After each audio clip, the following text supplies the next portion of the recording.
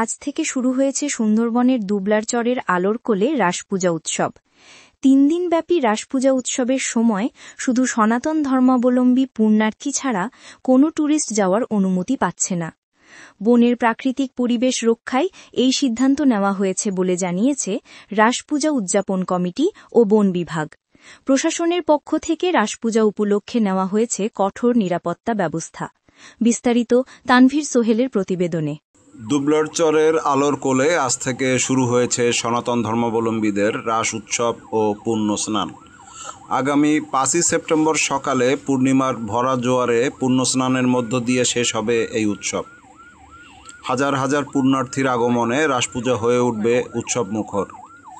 ধর্মীয় বিধান অনুযায়ী আলোর কোলে নির্মিত অস্থায়ী মন্দিরে দেশের বিভিন্ন অঞ্চল থেকে সনাতন ধর্মের মানুষ এসে এখানে পূজা করবেন।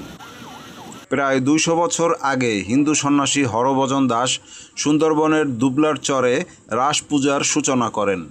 সেই ধর্মীয় আচার থেকেই ধীরে ধীরে দুবলার চরের রাসমেলা নামে পরিচিতি পায় এই উৎসব। সময়ের সঙ্গে সঙ্গে এখানে লাখো মানুষের সমাগম হতে থাকে। শুধু সনাতন ধর্মাবলম্বী নয়, দেশি বিদেশি পর্যটকরাও যোগ দিতেন এই রাস উৎসবে। ফলে বন্যপ্রাণীর আবাসস্থল, বনাঞ্চলের পরিবেশ এবং জীববৈচিত্র্য মারাত্মকভাবে ক্ষতিগ্রস্ত হতে থাকে। হরিণ শিকারীদের অপরতৎপরতাও ব্যাপক হারে বাড়তে থাকে। এই কারণে 2017 সাল থেকে মেলার ব্যাপকতা সীমিত করা হয় এবং রাস উৎসবকে কেবল ধর্মীয় আনুষ্ঠানিকতার মধ্যে সীমাবদ্ধ রাখা হয়। দেশের বিভিন্ন স্থান থেকে পুণ্যার্থীরা তাদের বিভিন্ন মানত পূর্ণ এবং বিভিন্ন আশা পূরণ করতে পূজা ও পুণ্যস্নানের মাধ্যমে পাপ মোচন করে থাকেন বলে জানান পূজায় আগমনকারী পুণ্যার্থীরা। আমার জীবনে সর্বপ্রথম আমি এইখানে এসেছি,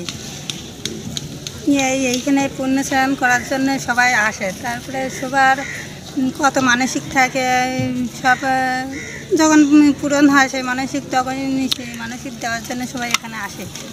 আমরা দাপকতলা থেকে এসেছি, এখানে আসি 2-3 দিন ট্রলারে থাকি। সেখানে খাওয়া দাওয়া সব কিছু হয় এবং এখানকার নিয়মকানুন, প্রশাসনিক নিয়মকানুন সবই মেনে চলে এখানে এসে ঘোরাফেরা করি। তাতে আমাদের মনটাও ভালো হয়, ঠাকুরের কাছে এসে নিজেদের মনোবাসনা পূর্ণ করতে পারি। এখানে 2-3 দিন ট্রলারে থাকার পর যেই জোয়ারটা হয় সেই জোয়ারে প্রথম শেষ পূজাটা করে আমরা এখান থেকে পুণ্য স্নান করে চলে যাই। রাস পূজায় যোগ দিতে পুণ্যার্থীদের জন্য নির্ধারণ করা হয়েছে 5টি নৌপথ। রাস পূজাকে কেন্দ্র করে প্রতি বছরের ন্যায় সুন্দরবন পূর্ব বন বিভাগের উদ্যোগে বনসম্পদ রক্ষায় নেওয়া হয়েছে কঠোর নিরাপত্তা। তবে এবছর কঠোর নিরাপত্তায় যোগ হয়েছে পুণ্যার্থীদের নিরাপত্তা নিশ্চিত ও বন্যপ্রাণী শিকার রোধে বন বিভাগের নিরাপত্তা টিম এসকর্ট দিয়ে পূজা স্থলে নিয়ে যাওয়া। এবছর কোনো ট্যুর অপারেটরকে ট্যুরিস্টদের নেওয়ার অনুমতি দেওয়া হয়নি। এবছর ইতিমধ্যে সব প্রস্তুতি সম্পন্ন হয়েছে বলে জানিয়েছে বন বিভাগ।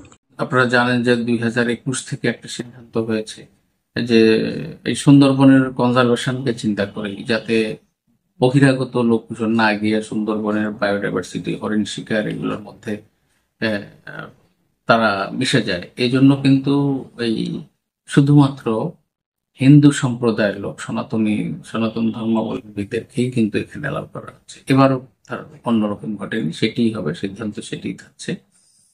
এবং আমরা এই গোটা সুন্দরবনের 5টি রুট দিয়ে কিন্তু এখানে যাওয়ার সিদ্ধান্ত হয়েছে।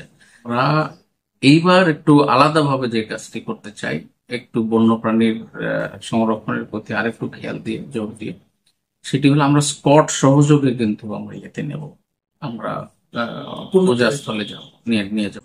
এদিকে পুণ্যার্থীদের নিশ্চিদ্র নিরাপত্তা প্রদানে কঠোর নিরাপত্তা ব্যবস্থা জোরদার করেছে বাগেরহাট জেলা পুলিশ ও কোস্ট গার্ডের আইন শৃঙ্খলা রক্ষাকারী বাহিনী।